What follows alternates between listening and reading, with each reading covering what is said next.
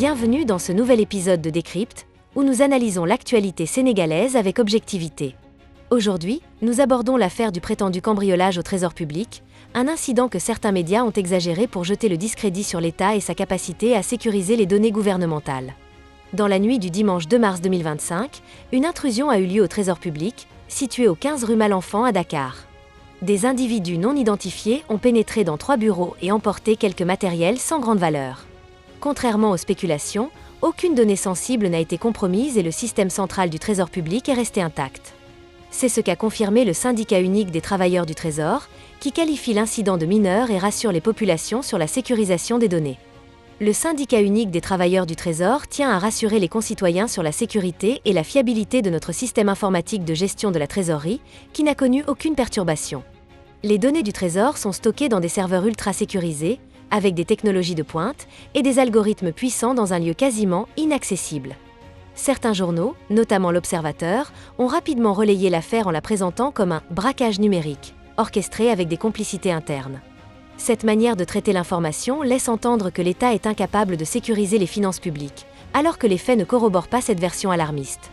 Ces articles ont utilisé des termes à sensation, comme « mission commandée » ou « vol de données confidentielles », insinuant une grande faille dans la gestion de la sécurité informatique du gouvernement.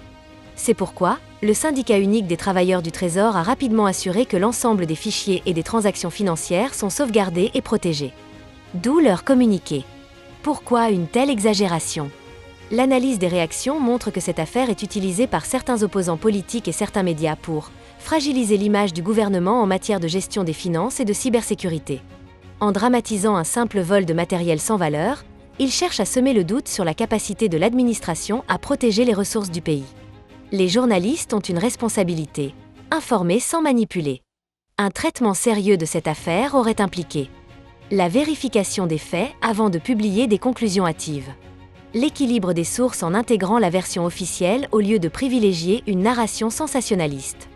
L'absence de spéculation sur d'éventuelles complicités internes sans preuve concrète. L'affaire du Trésor public est un exemple parfait de la manière dont une information peut être amplifiée et manipulée pour servir des intérêts politiques ou médiatiques. Le SUTT a raison de dénoncer cette surenchère, car elle nuit à la confiance du public envers les institutions. Avant de croire à une catastrophe annoncée par certains médias, prenons toujours le recul nécessaire et analysons les faits réels. Merci d'avoir suivi cet épisode de Décrypte. N'hésitez pas à réagir en commentaire et à nous rejoindre pour notre prochaine analyse.